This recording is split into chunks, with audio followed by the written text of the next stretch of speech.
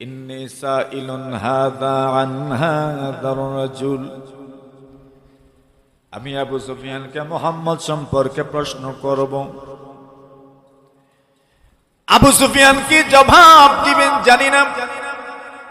আমি যতগুলো প্রশ্ন করব, যদি সঠিক উত্তর দেন তবে আপনারা বলবেন সঠিক দিয়েছেন। ফাইন কাযাবানি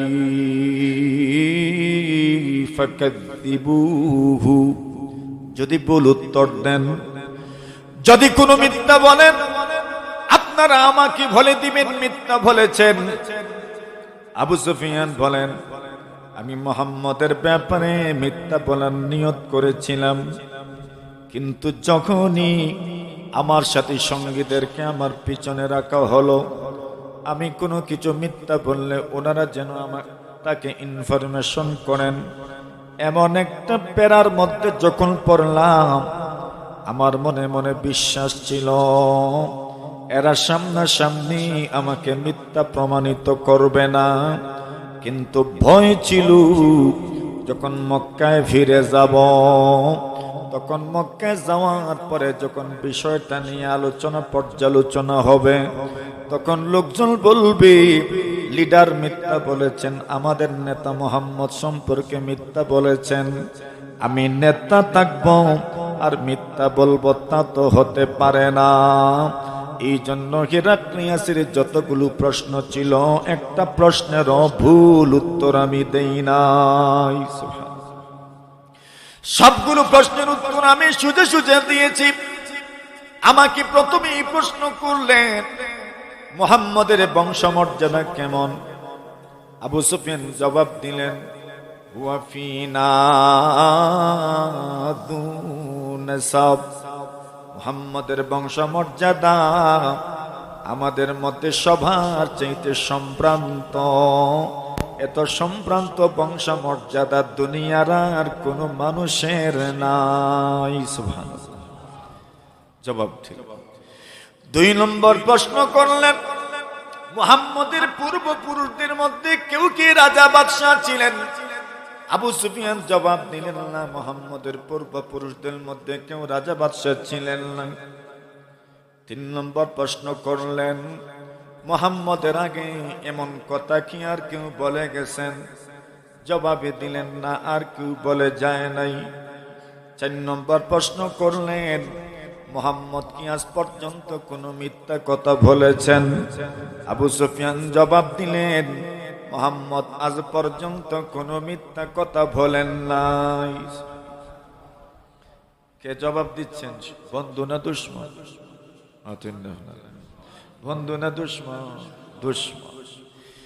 5 নম্বর প্রশ্ন করলেন, মুহাম্মদ কোনদিন কি ওয়াদা ভঙ্গ করেছেন? জবাব দিলেন, না, না, আজ পর্যন্ত কোনো ওয়াদা ভঙ্গ করেন নাই।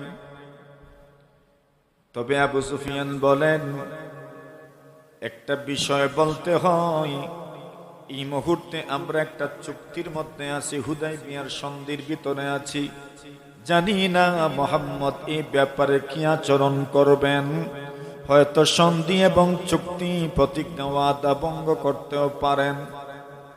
7 নম্বর প্রশ্ন করলেন, মুহাম্মদ এই পর্যন্ত যত মানুষ মুসলমান হয়েছে, ওই মুসলমান মানুষগুলোর কোয়ালিটি কেমন? এরা কি সমাজের নেতৃস্থানীয় ছিলেন, নাকি সমাজের নিম্ন শ্রেণীর মানুষ ছিলেন, দুর্বল শ্রেণীর মানুষ? এরা কি ধনী নাকি গরিব মানুষ? এরা কি সমাজের প্রতিনিধিত্বকারী মানুষ নাকি সমাজের সাধারণ পাবলিক? আবু সুফিয়ান জবাব দিলেন, সমাজের নেতৃস্থানীয় কেউ এখনো মুসলমান হয় নাই। মুহাম্মদের ডাকে যারা সাড়া দিয়েছেন এরা সাধারণ জনগণ। আবু সুফিয়ানকে প্রশ্ন করলেন, মুহাম্মদের দ্বীন গ্রহণ করার পরে এদের সংখ্যা প্রতিদিন বাড়ছে নাকি কমছে? আবু সুফিয়ান জবাব দিলেন, মুহাম্মদের অনুসারীদের সংখ্যা প্রতিদিন বাড়তে আছে। আবু সুফিয়ানকে প্রশ্ন করলেন, মুহাম্মদের অনুসারীদের মধ্যে কেউ কি মুরতাদ হয়েছে, ধর্মান্তরিত হয়েছে? জবাব দিলেন, আজ পর্যন্ত কোনো মানুষ মুহাম্মদের দ্বীনের উপর অসন্তুষ্ট হয়ে ধর্মান্তরিত হয় নাই, মুহাম্মদের দ্বীন ত্যাগ করে নাই। প্রশ্ন করলেন, মুহাম্মদ এবং আপনাদের মধ্যে যুদ্ধ হয় কিনা? জবাব দিলেন যে যুদ্ধ তো হয়। প্রশ্ন করলেন, যুদ্ধের ফলাফল কেমন? জবাব দিলেন, যুদ্ধের ফলাফল কোন সময়ে মুহাম্মদ বিজয়ী, কোন সময়ে আমরা বিজয়ী। আল হারবু বাইনানা ওয়া বাইনাহুম সিজাল ইয়ানালু মিন্না ওয়া নানালু মিনহুম। মুহাম্মদ এবং আমাদের মধ্যে যুদ্ধের ফলাফল কুয়ার বালতির মতো, যার হাতে বালতি যায় সেই কুয়া থেকে পানি উঠায়। আগের যুগে ইন্দারা ছিল, আমরা দেখছি ইন্দারা, আমরা দেখছি কুয়া, কুয়ার থেকে মানুষ পানি উঠাইত, যিনি বালতি হাতে নিত উনি ওই পানি উঠাইত।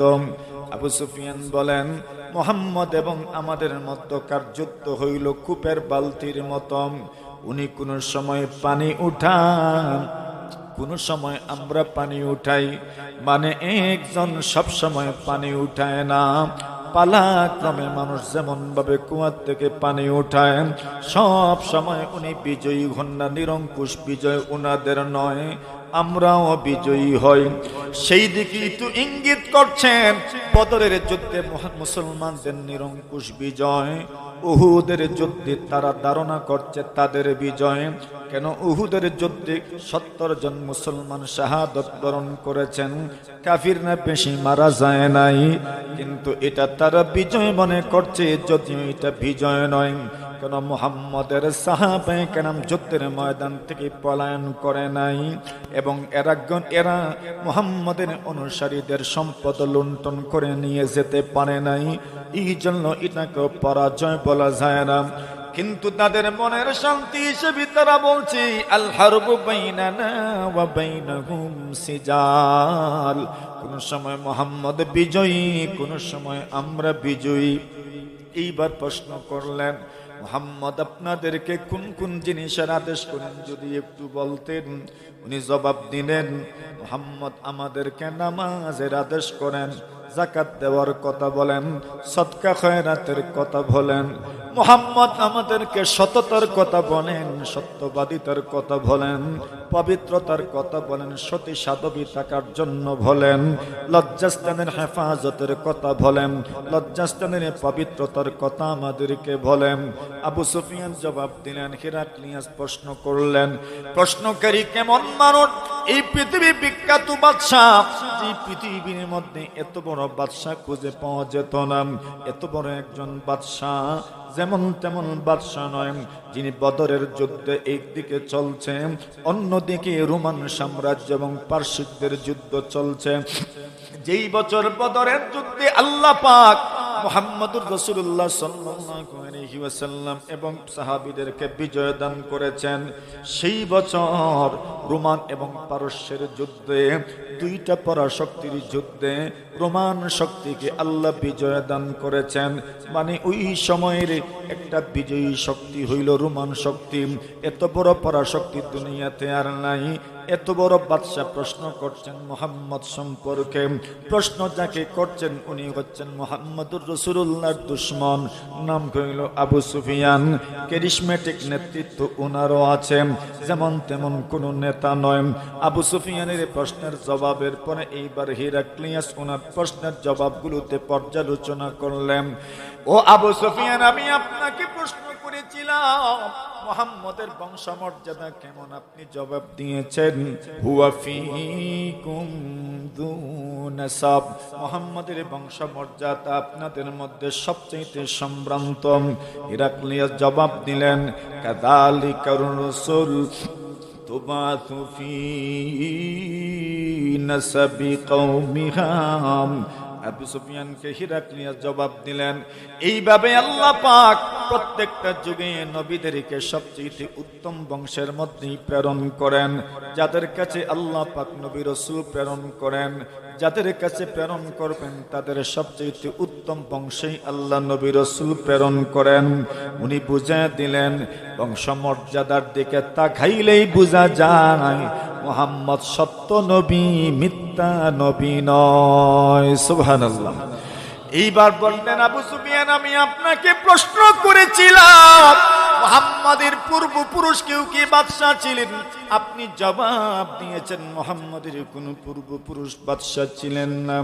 এইবার আবু সুফিয়ানকে হিরাক্লিয়াস বলেন, যদি মুহাম্মাদের কোনো পূর্বপুরুষ রাজা বাদশা থাকতেন তবে আমি বলতে পারতাম মুহাম্মদ তার বাপ দাদাদের হারানো রাজত্ব ফিরে পেতে চাচ্ছে, এই জন্য তোমাদের বিরুদ্ধে অবস্থান নিচ্ছে। কিন্তু মুহাম্মদের বাপ দাদাদের মধ্যে কেউ যেহেতু বাদশা ছিলেন না, এই জন্য হারানো রাজত্ব ফিরে পেতে চাচ্ছেন, এই কথা বলার কোনো সুযোগ নাই। আবু সুফিয়ান, আমি আপনাকে প্রশ্ন করেছিলাম মুহাম্মদ যে কথাগুলো বলছেন এই কথাগুলো ইতিপূর্বে আর কেউ কি বলেছেন? আপনি বলেছেন না, না, ইতিপূর্বে আর কেউ বলে নাই। যদি ইতিপূর্বে এমন কথা আর কেউ বলে যেতেন তবে আমি বলতে পারতাম মুহাম্মদ এমন একজন মানুষের আদর্শকে গ্রহণ করেছেন যিনি দুনিয়া থেকে চলে গেছেন। ওই লোকটা যেমন পৃথিবীর মধ্যে আলোড়ন সৃষ্টি করেছিলেন, মুহাম্মদ ওনার মতো আলোড়ন সৃষ্টি করতে চাচ্ছেন।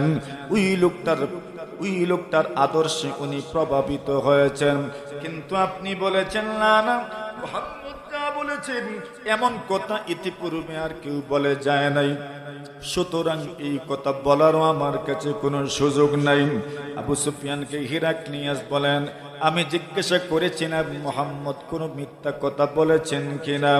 আপনি বলেছেন না, না, মুহাম্মদ কোনদিন মিথ্যা কথা বলেন নাই। হিরাক্লিয়াস বলেন, ও আবু সুফিয়ান, এবার তুমি বিচার করো, তুমি বিবেচনা করো, যেই লোকটা আজ পর্যন্ত তোমরা মানুষের সঙ্গে মিথ্যা বলে নাই, যে লোকটা মানুষের ব্যাপারে মিথ্যা কথা বলে নাই, ওই লোকটা আল্লাহর ব্যাপারে, আসমানের ওহির ব্যাপারে মিথ্যা বলবে জীবনেও তো ধারণা করা যায় না। সুবহানাল্লাহ।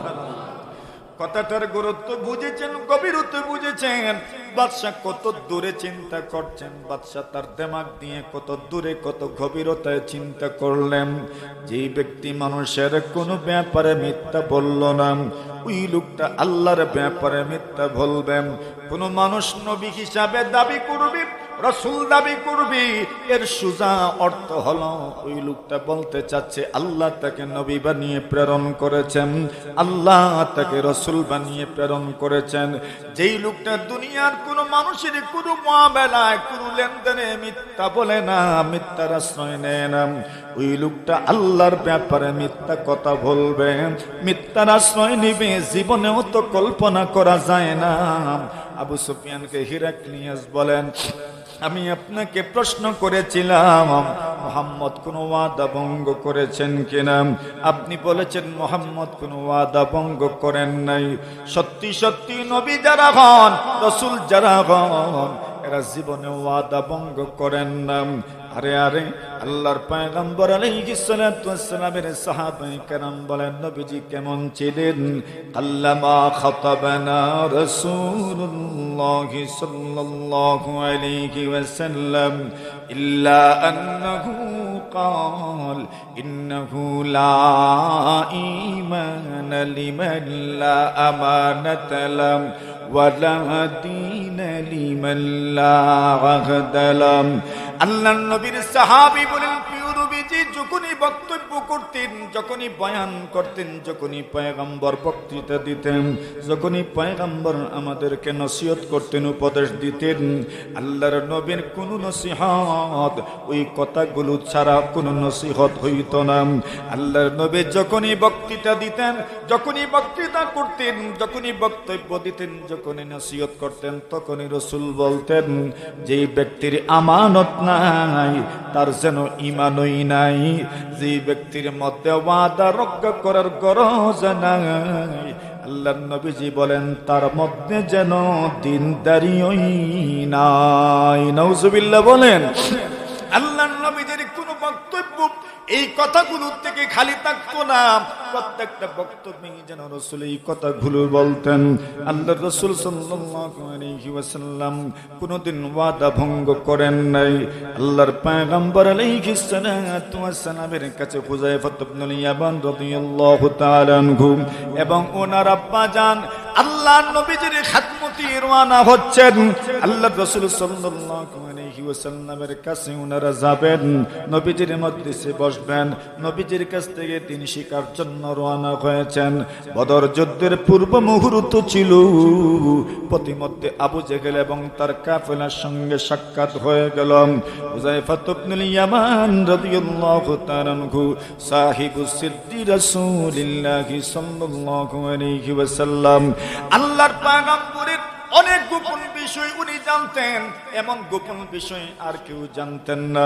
এত গোপন গোপন বিষয় ওনার জানা ছিল, মুনাফিকদের লিস্ট ওনার জানা ছিল। আল্লাহ নবী যাদের ব্যাপারে মুনাফিক বলে ঘোষণা করেছেন, এদের নাম হযরত হুযায়ফা ইবনুল ইয়ামানের জানা ছিল। আল্লাহর পয়গম্বরের ইন্তেকালের পর ওমর রাদিয়াল্লাহু তাআলা আনহু ওই মুসলমানের জানাজায় যেতেন, যে মুসলমানের জানাজায় হুযায়ফা অংশগ্রহণ করতেন। হুযায়ফা ইবনুল ইয়ামান যদি জানাজায় যেতেন না, ওমর জানাজায় যেতেন না। কেন? ওমরের মনে হতো হুযায়ফা কেন আসে নাই, মনে হয় সে এই ব্যক্তি মুনাফিকের লিস্টে তার নাম আছে। এত গভীর ব্যাপার গুরু হুযায়ফা ইবনুল ইয়ামানের জানা ছিল। হুযায়ফা ইবনুল ইয়ামান রাদিয়াল্লাহু তাআলা এবং ওনার আব্বা জান নবীজির খিদমতে আসছেন। আবু জেহেল রাস্তা আটকায়া দিল, কোথায় যাচ্ছেন আপনারা? মিথ্যা বলেন নাই, নবীজি সাল্লাল্লাহু আলাইহি ওয়াসাল্লামের মজলিসে যাচ্ছি। কেন যাচ্ছ? যেতে দিব না, আপনারা গেলে পরে বদরের যুদ্ধে আমাদের বিরুদ্ধে যুদ্ধে তোমরা আসবে। কমপক্ষে 2 জন মানুষ যদি আটকাইতে পারি, 2 জন সৈন্য আটকাইলাম, এই জন্য তোমাদেরকে যেতে দিব না। হুযায়ফা ইবনুল ইয়ামান এবং ওনার আব্বা জান বলেন, আমরা যুদ্ধের ময়দানে আসবো না, যুদ্ধ করার জন্য আমরা আসবো না, আমরা ওয়াদা দিলাম আমাদেরকে আপনি ছেড়ে দেন, আমরা নবীজির খিদমতে চলে যাই, যুদ্ধের ময়দানে আমরা আসবো না। হুযায়ফা ইবনুল ইয়ামান এবং হুযায়ফা ইবনুল ইয়ামানের বাবা আল্লাহর রাসূল সাল্লাল্লাহু আলাইহি ওয়াসাল্লাম আসার পর ঘটনা বর্ণনা করলেন। আল্লাহর নবীজি বললেন, তোমাদেরকে যুদ্ধে নেওয়া যাবে না। সাহাবীরা বলেন, ইয়া রাসূলুল্লাহ, এমন ওয়াদাও কি রক্ষা করতে হয়? এই ওয়াদাটা স্বতঃস্ফূর্ত ওয়াদা ছিল না। আল্লাহর বান্দারা ওনাদের গাড়ির উপর তরবারি রেখে 4 ওয়াদা নিয়েছেন, এমন ওয়াদাও কি মানতে হবে? আল্লাহর নবীজি বলেন, হ্যাঁ, এমন ওয়াদাও মানতে হবে। কেন মানবে না? যদি আমার সামনে যদি ওয়াদা ভঙ্গ করা হয়, পৃথিবীর মানুষগণ বলতে থাকবে মুহাম্মদের অনুসারীরা ওয়াদা ভঙ্গ করেছে, এমনকি মুহাম্মদের উপস্থিতিতে ওয়াদা ভঙ্গ করেছে, দিনের বদনাম হয়ে যাবে, দিনের দুর্নাম হয়ে যাবে। এই জন্য পয়গম্বর এই 2 জনকে যুদ্ধের ময়দানে আর নিয়ে গেলেন না, বুঝিয়ে দিলেন ওয়াদা যে কোনো ভাবে হয়ে যাক না কেন, ওয়াদা তো ওয়াদাই, যে কোনো কিছুর বিনিময়ে ওয়াদা রক্ষা করতে হবে, ঠিক কিনা? আল্লাহর নবীজির সাহাবী হযরত আব্দুল্লাহ ইবনে আব্বাস বলেন, আবু সুফিয়ান আমাকে নিজে বর্ণনা করছেন, হেরাক্লিয়াস আমাকে বলেন নবীনা ওয়াদা ভঙ্গ করেন না। হেরাক্লিয়াস এইবার বলেন, আমি আপনাকে প্রশ্ন করেছিলাম মুহাম্মদের অনুসারীরা এরা কি সমাজের সাধারণ মানুষ নাকি সমাজের ফেভারিট মানুষ, হাই প্রোফাইলের মানুষ? আপনি জবাব দিয়েছেন মুহাম্মদের অনুসরণ করছেন সমাজের একদম সাধারণ মানুষ। আবু সুফিয়ানকে হেরাক্লিয়াস জবাব দিলেন, শোনো আবু সুফিয়ান, আদম নবী থেকে ঈসা আলাইহিস সালাতু ওয়াস সালাম পর্যন্ত যত নবী রাসূল দুনিয়াতে এসেছেন, সমস্ত নবী রাসূলদের ঈমানের দাওয়াতে, ইসলামের দাওয়াতে সবার আগে যারা সাড়া দিয়েছেন এরা হচ্ছেন সমাজের সাধারণ নাগরিক। সুবহানাল্লাহ। সমাজের সাধারণ নাগরিকরাই সর্বপ্রথম ঈমান কবুল করে, ঠিক না বেঠিক? সমাজের যারা মোটামুটি একটু উপরের মানুষ, এরা প্রথম প্রথম মানতে চায় না, যখন দেওয়ালে ফিট লাগে না মানিয়া রাস্তা নাই তখন গিয়া মানে। জোরে বলেন ঠিক না বেঠিক? ইসলামী কোনো আন্দোলন সংগ্রামে আপনি পাবেন কারে? সাধারণ মানুষদেরকেই আপনি মিছিল মিটিংয়ে পাবেন, ঠিক না বেঠিক? আর যারা মোটামুটি একটা পর্যায়ে গেছে এরা যায় না, আর যখন দেখে না গেলে মানুষ বলবি আরে দেখছো অবস্থা গেল না, তখন গিয়া এরা বের হয়। কথা বলেন ঠিক না বেঠিক? ওই আল্লাহর রাসূল কেমন ছিলেন ওইটা বুঝেন আবু সুফিয়ানের জবান থেকে, হিরাক্লিয়াসের কাছ থেকে। হিরাক্লিয়াস বলছেন হুম আতমাউর রাসূল, এই সাধারণ মানুষগুলোই করছেন সর্বযুগে নবীদের অনুসারী এবং নবীদের অনুগামী। এরাই নবীদের সর্বপ্রথম অনুসরণ করতেন, সর্বপ্রথম এরাই নবীদের অনুসরণ করতেন, অনুকরণ করতেন। বাকিরা তো পরবর্তীতে অনুসরণ অনুকরণ করত। যখন কমান মাইকের আওয়াজ কমান, যখন দেখতো আর কোনো বিকল্প নাই তখন গিয়ে এরা আপনার অনুসরণ করত। আচ্ছা গেল এই প্রশ্নের উত্তরের পর্যালোচনা। এবার বললেন আমি আপনাকে জিজ্ঞাসা করছিলাম আয়াজিদুনা আম ইয়ানকুসুন, মুহাম্মদের অনুসারীরা প্রতিদিন বাড়ছেন নাকি কমছেন? আপনি জবাব দিয়েছেন মুহাম্মদের অনুসারীদের সংখ্যা প্রতিনিয়ত বাড়তেই আছে, বাড়তেই আছে। জোরে বলেন না সুবহানাল্লাহ। আল্লাহ এই কথাটা বলছেন মুহাম্মাদুর রাসূলুল্লাহ। মুহাম্মদ কার রাসূল? আল্লাহ মুহাম্মাদুর রাসূলুল্লাহর কথা বর্ণনা করতে গিয়ে বলেন মুহাম্মদের সাহাবীরা কেমন ছিলেন। মুহাম্মদের সাহাবীদের কথা তাওরাতের মধ্যে উল্লেখ আছে, ইনজিলের মধ্যে উল্লেখ আছে। মুহাম্মদের সাহাবীদের সংখ্যা প্রতিদিন বাড়তেই থাকবে, বাড়তেই থাকবে। আল্লাহর রাসূল সাল্লাল্লাহু আলাইহি ওয়াসাল্লাম বলেন ইন্নাল ইসলাম বাদাআ গরীবান। আল্লাহর নবীজি বলেন ইসলাম এমন ভাবে দুনিয়াতে আত্মপ্রকাশ করেছে, মানুষ প্রথম প্রথম ইসলামকে মানতে চায় নাই, যেন অপরিচিত একটা ধর্মের মতো দুনিয়াতে আত্মপ্রকাশ করেছে। কিন্তু আল্লাহর হাবিব বলেন ওই দিনও কিছু মানুষ ইসলামকে দিনে জানে মহব্বত করেছেন। আল্লাহর নবীজি বলেন কিয়ামতের আগে আবার ইসলাম অপরিচিত হয়ে যাবে, মানুষ যেন আর ইসলামকে কবুল করতে চাইবে না। কত মুসলমান মানুষ থাকবে কিন্তু নিজেদেরকে মুসলমান পরিচয় দিতেও লজ্জাবোধ করবেন। ওই সময়টাও কিন্তু এসে গেছে।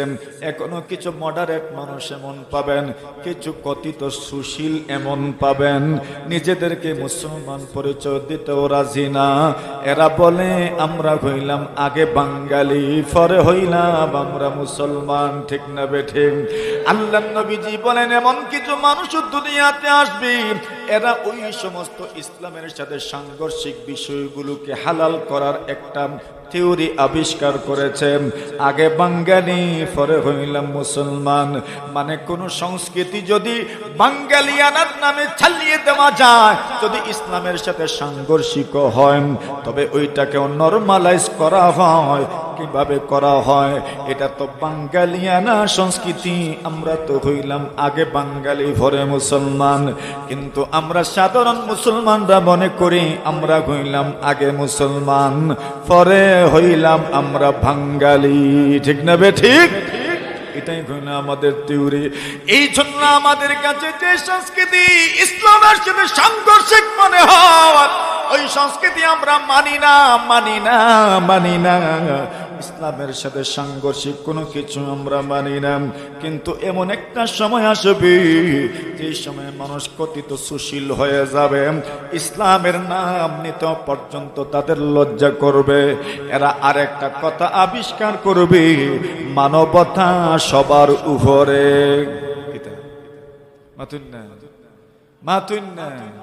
কিতা সবার উপরে? মানবতাই পরম ধর্ম, মানবতাই পরম ধর্ম মানে নতুন নতুন কথা আবিষ্কার করবেন। এর মানে হচ্ছে নিজেকে মুসলমান পরিচয় দিতে লজ্জাবোধ করবে, মুসলমান পরিচয় দিতে চাইবে না। আল্লাহ রাসূল সাল্লাল্লাহু আলাইহি ওয়াসাল্লাম বলেন মুহাম্মদের অনুসারীদের সংখ্যা প্রতিদিন কিভাবে বাড়বে? তাওরাতের মধ্যে আছে, জাবুরের মধ্যে আছে, ইনজিলের মধ্যে আছে। আল্লাহ রাসূল সাল্লাল্লাহু আলাইহি ওয়াসাল্লাম নিজে বর্ণনা করে গেছেন কিয়ামতের আগে আবার ইসলাম ধর্ম ইসলামের বিধিবিধান মানুষের কাছে পরিচিত হয়ে উঠবে। কেউ ইসলামের বিধান মানতে চাইবে না, ইসলামের বিধান মানার মতো মানতে চাইবে না, শুধু আনুষ্ঠানিকতার জন্য মানবে, আনুষ্ঠানিকতার জন্য মানবে। আল্লাহর নবীজি বলেন ওই সময়ও কিছু মানুষ এমন পাওয়া যাবে যে মানুষগুলো দিল জান দিয়ে ইসলামকে মহব্বত করে। ধর্মপুরের মানুষের মতো ওই যুগেও কিছু মানুষ থাকবে যারা ইসলাম ধর্মকে দিল জান দিয়ে মহব্বত করবে।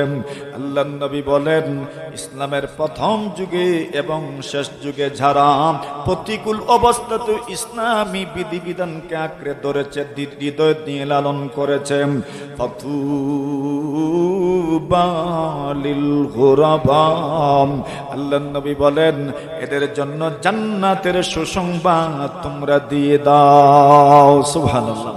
যারা প্রতিকূল অবস্থাতেও ইসলামকে হৃদয় দিয়ে লালন করেছে, ইসলামকে হৃদয় দিয়ে আবেগ দিয়ে লালন করেছে, ইসলামের যা মেনেছে অত্যন্ত আবেগের সাথে হৃদয় দিয়ে মেনেছে, রাসূল বলছেন এদের জন্য সুসংবাদ দিও। কিসের সুসংবাদ? জান্নাতের সুসংবাদ। সুবহানাল্লাহ বলেন। আল্লাহর হাবিব সাল্লাল্লাহু আলাইহি ওয়াসাল্লামকে আল্লাহ জানায়া দেন মুহাম্মদের অনুসারীদের অবস্থা কেমন। কাযারইন আখরাজা শাতাহু ফাআযারা, মুহাম্মদের অনুসারীরা কেমন? যেমন ভাবে দরমপুরের কোন মানুষ জমিন আলী রুইয়া আয়, রুয়ার সময় হয়ে গেছে আলী রয়, ওই আলীগুলো দেখবেন মাটির সঙ্গে কানাকানি করে, পেকের সঙ্গে কাদার সঙ্গে কানাকানি করে, রুকুর অবস্থায় তাকে কোনো আলী তো সিদ্ধার হালতেই চলে যায়। কিন্তু একদিন দুই দিন যেতে না যেতেই দেখবেন আস্তে আস্তে দাঁড়ায়, আস্তে আস্তে দাঁড়ায়। আল্লাহ বলেন কাযারইন আখরাজা শাতআহু ফাআযারাহু ফাস্তাগলাযা ফাস্তাওয়া আলা সুকি। আপনি দেখবেন আলীর ডেঙ্গা ভাঙ্গা, আলী ভাঙ্গা সে আলী মাটির মধ্যে একবারে সিজদায় চলে গেছে। কিন্তু একদিন দুই দিন তিন দিন চার দিন পাঁচ দিন ছয় দিন সাত দিন আট দিন যাওয়ার পরে দেখবেন আস্তে আস্তে যেন মাথা উঁচু করে, মাথা উঁচু করে, মাথা উঁচু করে, একটা মাস যখন যায় ফাস্তাগলাযা মোটা হয়ে যায়, মোটা হয়ে যায়। যেই মাত্র মোটা হয় ফাস্তাওয়া আলা সুকি, আল্লাহ বলেন এইবার নিজের পায়ে দাঁড়ায় যায়, সোজা হয়ে দাঁড়ায় যায়। এইবার যখন জমিনে ফসল বেশি হয়, আল্লাহর বান্দা ঘর থেকে বের হয়ে কার্তিক মাসের শেষ দিকে আর অগ্রহায়ণ মাসের শুরু দিকে আল্লাহর বান্দা যখন ক্ষেতের জমিনের পাশে যায়, ক্ষেতের জমিনের পাশে দাঁড়ানো মাত্রই ক্ষেত দেখে, ফসল দেখে তার মনটা খুশি হয়ে যায়। সুবহানাল্লাহ। আল্লাহ জানায় দেন নবীজি আপনার অনুসারীদের সংখ্যা প্রথমে দুর্বল থাকবে, প্রথমে দুর্বল থাকবে, অল্প স্বল্প থাকবে, দিন দিন বাড়তে থাকবে, দিন দিন বাড়তে থাকবে, বাড়তে বাড়তে এমন একটা পর্যায়ে যাবে। বিদায় হজ্জের সময় পয়গম্বর আলাইহিস সালাতু ওয়াস সালাম যখন ভাষণ দিলেন, বক্তব্য দিলেন, তাকায়া দেখা যায় 1,44,000 সাহাবায়ে কেরাম উপস্থিত। সুবহানাল্লাহ। কতজন ছিলেন? তো প্রথমে আবু বকর, প্রথমে খাদিজা, প্রথমে আলী, প্রথমে তো এইভাবে উসমানে গনি, উমর ইবনুল খাত্তাব, এইভাবে একজন একজন, দুইজন দুইজন, তিনজন তিনজন করতে করতে করতে করতে করতে করতে করতে করতে মাত্র 23 বছরের জিন্দেগির শেষ দিকে দিয়ে গিয়ে দেখা গেল 1,44,000 সাহাবায়ে কেরাম উপস্থিত। আল্লাহর বান্দা প্রশ্ন করেছিলেন আয়াজিদুনা ইয়ানকুসুন, মুহাম্মদের অনুসারীদের সংখ্যা প্রতিদিন বাড়ছেন নাকি কমছেন? আবু সুফিয়ান জবাব দিলেন মুহাম্মদের অনুসারীদের সংখ্যা প্রতিদিন বাড়তে আছেন। সুবহানাল্লাহ। ইলেকশন আর না নেই, ইলেকশন আর নেই। যেই এলাকায় যেই প্রার্থীর ভোট বেশি, ওই এলাকায় যদি আইসা বিরোধী প্রার্থীর ভোট হিসেবে যদি কেউ জিজ্ঞাসা করে ভোট তার আসেনি, যদি ভোট থাকেও মানুষে কইব একটা ভোটও নাই, ঠিক না বে ঠিক? আর নাই থাকলে তো নাই, থাকলেও বলবে নাই। কিন্তু আবু সুফিয়ান মুহাম্মদুর রাসূলুল্লাহর দুশমন, শত্রু, এরপরেও বলছেন মুহাম্মদের অনুসারীদের সংখ্যা কি বলবো, মুহাম্মদের অনুসারীদের সংখ্যা প্রতিদিন লাফিয়ে লাফিয়ে বাড়ছে। আবু সুফিয়ানকে বলেন, আমি আপনাকে প্রশ্ন করেছিলাম মুহাম্মদের দিন কবুল করার পরে কেউ কি মুহাম্মদের দিনের উপর সন্তুষ্ট হয়ে ধর্মান্তরিত হয়েছে? আপনি বলেছেন মুহাম্মদের দিন কবুল করার পরে মুহাম্মদের দিনের উপর সন্তুষ্ট হয়ে কেউ ধর্মান্তরিত হয় নাই। আবু সুফিয়ানকে হিরাক্লিয়াস বলেন, এটাই বাস্তব কথা। মানুষের অন্তরে যখন ঈমান পৌঁছে যায়, ইমানের স্বাদ যখন মানুষের দিলে লেগে যায়, সারা দুনিয়াকে লাথি মারতে রাজি, ইমান ছাড়তে রাজি নয়, ঠিক কিনা? সারা দুনিয়া ছেড়ে দিতে রাজি, ইমানকে ছাড়তে এরা কি নয়, রাজি নয়। কেন? ইমানের স্বাদ এদের দিলে লেগেছে। জোরে বলেন না সুবহানাল্লাহ। হেরাক্লিয়াস বলেন, আমি আপনাকে প্রশ্ন করেছিলাম মুহাম্মাদের, এই মুহাম্মদ সাল্লাল্লাহু আলাইহি ওয়াসাল্লাম আপনাদেরকে কি কি আদেশ করেন? আপনি বলেছেন মুহাম্মদ আপনাদেরকে সততার আদেশ করেন, নামাজের আদেশ করেন, যাকাতের আদেশ করেন। হেরাক্লিয়াস বলেন, এটাই ছিল নবীদের নবুয়তি দাওয়াত। সুবহানাল্লাহ, নবীদের নবুয়তি দাওয়াত। এবার শেষমেশ কথা বললেন, শুনেন মিস্টার আবু সুফিয়ান, আপনি যা বললেন আমিও তো তা শুনলাম, আমার ইয়াকিন বিশ্বাস হয়ে গেছে উনি সত্যিকার অর্থে আল্লাহর রাসূল। আর জোরে বলেন। এইবার উনি বলেন, আমি যদি জানতে পারি, ফালাউ কুনতু আলামু আন্নী উখাল্লাসু ইলাইহি, আমি যদি জানতে পারি মুহাম্মদ পর্যন্ত আমি নিরাপদে বুঝতে পারবো, মুহাম্মদের সঙ্গে যদি আমি সাক্ষাৎ করার জন্য যাই, আমার আত্মীয় স্বজন, আমার রাজদরবারের মানুষ, আমার রাষ্ট্রের কোনো মানুষ, প্রশাসনের কোনো কর্মকর্তা যদি আমার বিরুদ্ধে না দাঁড়ায়, আর আমি যদি নিরাপদে মুহাম্মদের কাছে যেতে পারি, তবে জেনে নাও আমি মুহাম্মদের কাছে যাওয়ার পরে আমি মুহাম্মদের দুইটা পাও আমার হাত দ্বারা ধুয়ে দিব। হেরাক্লিয়াস বলছেন, মুহাম্মদের কাছে যদি আমি যেতে পারি, আমার দুটি হাত দ্বারা মুহাম্মদের দুটি পাও আমি ধৌত করে দিব। পরাশক্তির সবচেয়ে বড় পরাশক্তি যারা, এদের রাষ্ট্রনায়ক, এদের রাজার বক্তব্য। এরপরে বলছেন, আপনি যা বলেছেন তা যদি সত্য হয়, তবে সেদিন বেশি দূরে নয়, ফাসায়ামলিকু মাওদিআ কাদামাইয়া হাতাইন, আমার রাজপ্রাসাদ পর্যন্ত মুহাম্মদের দখলে চলে যাবে। আমার রাজপ্রাসাদ মুহাম্মদের দখলে চলে যাবে। এই হলো সেই সময়ের মুহাম্মদুর রাসূলুল্লাহর সবচেয়ে বড় দুশমন। এটা তো আপনারা জানেনই, আল মুআসারাতু আসলুল মুনাফারা, সমসাময়িক হওয়া, এটা আপনার নফরত, বিরক্তির বড় একটা কারণ। সমসাময়িক কেউ কাউকে এত সহজে মেনে নেয় না, ঠিক না বেটি? একটু বড় হইলে আচ্ছা মেনে নেওয়া যায়, সমসাময়িক কেউ বড় হয়ে যায়, এটা এত সহজে মানা যায় না। আরে কথা কোন ঠিক না বেটি? এজন্য সমসাময়িক হওয়াটা এটা হিংসার মূল কারণ। আল মুআসারাতু আসলুল মুনাফারা। কিন্তু সমসাময়িক হওয়ার পরে, তাও আবার নবীর দুশমন হওয়ার পরেও নবী সম্পর্কে সত্য কথাগুলো উনি বলছেন, বলতে বাধ্য হচ্ছেন। এটাই হইল নবী আকরাম সাল্লাল্লাহু আলাইহি ওয়াসাল্লামের সিরাত। নবীজি কেমন ছিলেন? বলছেন নবী আকরাম সাল্লাল্লাহু আলাইহি ওয়াসাল্লাম বড় সাধারণভাবে চলাফেরা করতেন। এমন সাধারণভাবে চলাফেরা করতেন, মসজিদে মাঝে মধ্যে বসতেন, চিনাই যেত না মুহাম্মদকে আর সাহাবীকে। জোরে বলেন সুবহানাল্লাহ। দূর থেকে কেউ আসতেন, আসার পরে জিজ্ঞাসা করতেন, মুহাম্মদ কে আপনাদের মধ্যে? মুহাম্মদ কে আপনাদের মধ্যে? বলতেন, আরে ওই যে দেখছেন একজন বসা, উনি ওই মুহাম্মদ। সুবহানাল্লাহ। এক বেদুইন গ্রাম্য মানুষ এসেছে, মুহাম্মদকে অনেক প্রশ্ন করবে মনে করে। প্রশ্ন কি? বলে মুহাম্মদের পক্ষ থেকে দিনের দাওয়াত নিয়ে বাহক মোহাম্মদ ওদের এলাকায় গেছেন, দিনের দাওয়াত দিয়ে এসেছেন, এরা রাজি হয়ে গেছেন মুসলমান হয়ে যাবেন, সুবহানাল্লাহ। কিন্তু পরক্ষণেই মনে হইল, এই আমরা যে মুসলমান হয়ে যাব, কার কথা শুনলাম জানলাম, মোহাম্মদ তো জীবিত আছেন, আগে তো মোহাম্মদের কাছে একটু যাচাই বাছাই করে নেয়ার দরকার, উনি যা বলছেন সত্য বলছেন না মিথ্যা বলছেন, ঠিক না? তো উনি বলেন, যান আপনি প্রতিনিধি হয়ে যান। এখন প্রতিনিধি হয়ে যিনি গেছেন, উনিও একবারে গ্রাম্য মানুষ। বিদাত আমরা যেভাবে গ্রাম্য মানুষ, উনিও গ্রাম্য মানুষ।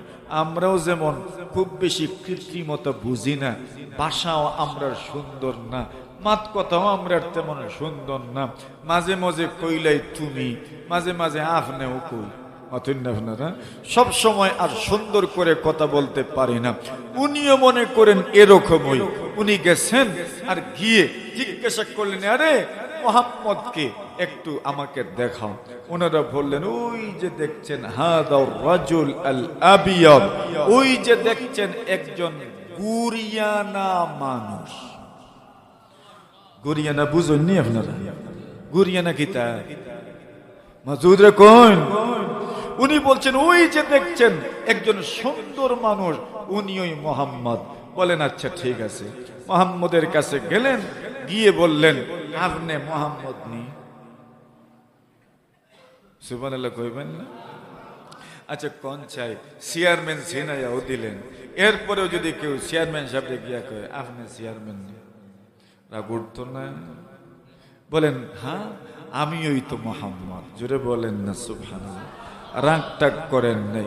জিজ্ঞাসা করলেন, শুনেন, আগে আমি আপনার কাছে মাফ চেয়ে নেই। কেন? বলে, আগে মাফ চেয়ে নিচ্ছি।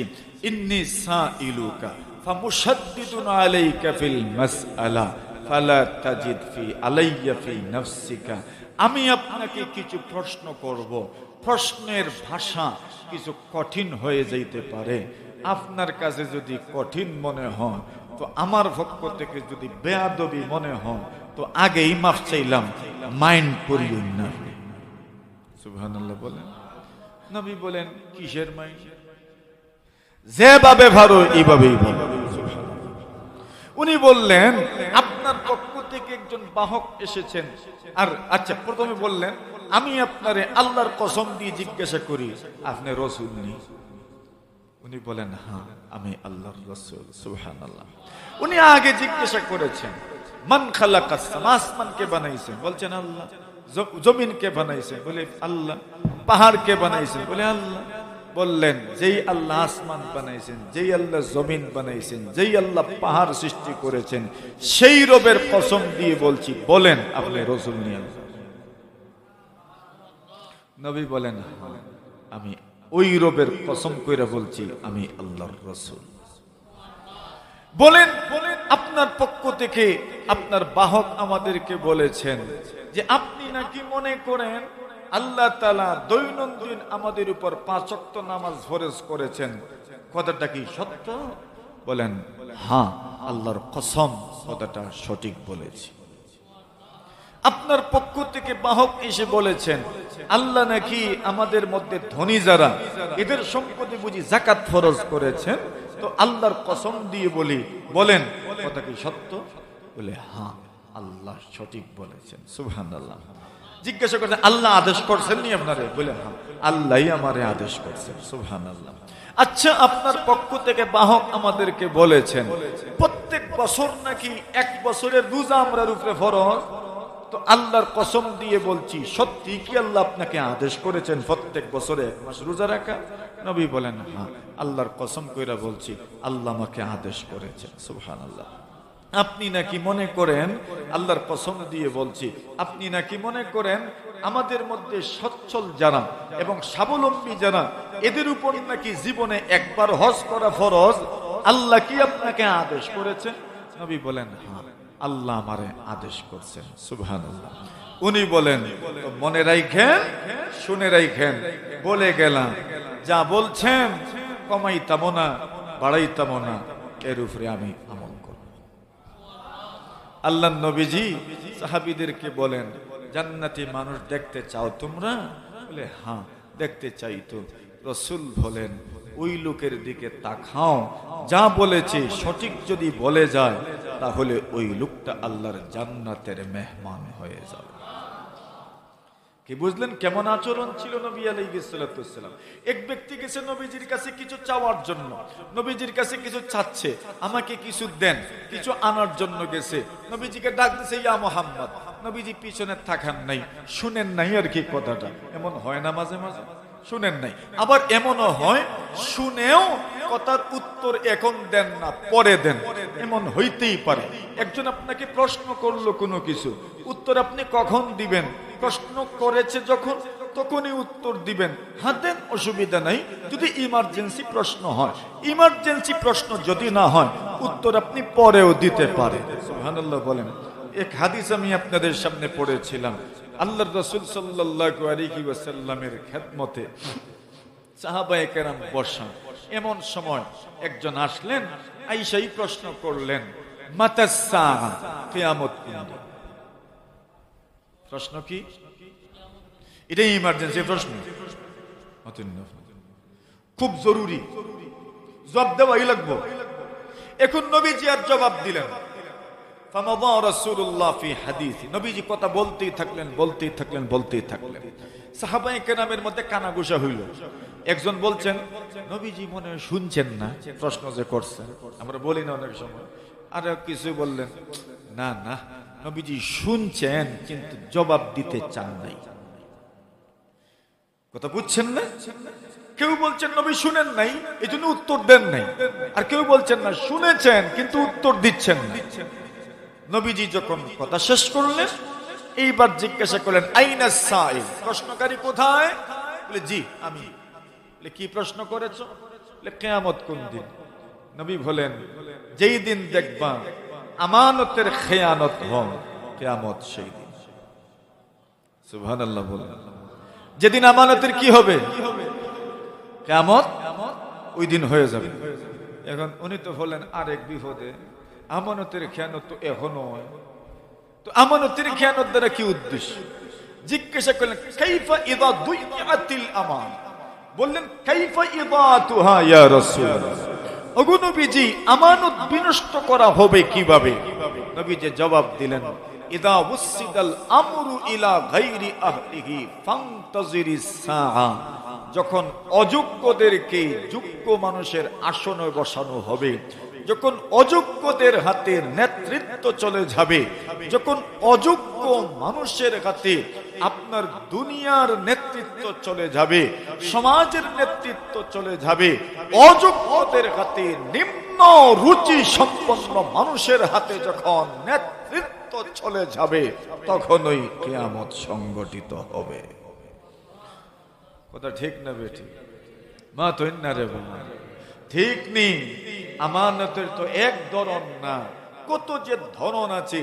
যখন দেখবা মানুষ নিজের পদের চাহিদা আবেদন পুরা করছে না, যখন দেখবা যথাযোগ্য মানুষকে নিয়োগ দেওয়া হচ্ছে না, ঘুষের মাধ্যমে নিয়োগ দেওয়া হচ্ছে। কথা বলেন ঠিক কিনা? আমাদের বর্তমানে বাংলাদেশের পরিস্থিতি তো এমন, উপদেষ্টা যতজন আছে বেশিরভাগই তো মনে করেন এরা এক লাইনে লাইনে আছে। যোগ্যতা বলে আর বিপ্লবের সাথে সম্পর্ক বলে তো বেশিরভাগ উপদেষ্টাই নটেলা। বাস এটা একটা চেইনে এসে গেছে, এটা হলো স্বজন প্রীতি। বলেন এই অবস্থাটা দুনিয়ার সর্বক্ষেত্রেই বিরাজমান থাকবে। যেখানে মানুষ হকের দ্বার দাঁড়বে না, এখানে মানুষ তার আত্মীয় চিনবে, বায়াবসারি চিনব। কেউ তো দেখবেন বিচার করবে, কিন্তু যার বিচারে বসেছে প্রভাব প্রতিপত্তির কারণে সঠিক কথা বলবে না। এটা নাই মনে হয় সমাজে। রাসূল বলছেন, ইদা দুইআতিল আমানা, তখন কিয়ামত হবে। আমি বলছি যেই কথা, এখন উনি বলছেন, ইয়া রাসূলুল্লাহ, আচ্ছা এতগুলো প্রশ্ন তো আমি আপনার কাছে করলাম, আল্লাহর হাবিব সাল্লাল্লাহু আলাইহি ওয়াসাল্লাম বলেন, ওই লোকের দিকে তাকাও, জান্নাতের বাসিন্দা তোমরা দেখতে পারবে। সুবহানাল্লাহ, ইনি জান্নাতের বাসিন্দা। উনি গেছেন, বলছেন, ইয়া মুহাম্মদ, কি নবীজি শুনলেন না? দিছে চাদরে দইরা টান, নবীজির গায়ে গায়ে একটা চাদর ছিল, চাদর তো পরিধান করতেন, হবরা হিবরা ইয়ামানিয়া নবীজি পরিধান করতেন। একদিন নামাজে লাগছেন রাসূলুল্লাহ সাল্লাল্লাহু আলাইহি ওয়াসাল্লাম, আরেক চাদর গায়ে দিয়েছেন, চাদরে নকশার অভাব নাই, কি অনেক নকশা নকশা। এখন নকশা কারো কাজ আছে কাপড়ে, এমন কাপড় দ্বারা নামাজ পড়লে কাপড়ের দিকে মন যায়নি না না। নবীজি বলেন আরে আরে এটা খুলে ফেললেন, আর খুলে বললেন আবু জাহামের ওই কাপড়টা আমার কাছে নিয়ে আসো, যেটা আম্বিজানিয়া ওইটা নিয়ে আসো, আমি ওইটা পরিধান করে নামাজ পড়ব। এখন উনি চাদর ধরে এমন ভাবে টান দিছেন, নবীজির আপনার কাঁধের খাল চলে গেল। আল্লাহ নবী নারাজ হন নাই, নবী তাকাইলেন, কে রে এত জোরে আমারে টান দিল। তাকাইয়া দেখেন একজন লোক, গরিব মানুষ দাঁড়ায় আছে। কি চাই ভাই? বলে আমারে কিছু দেন।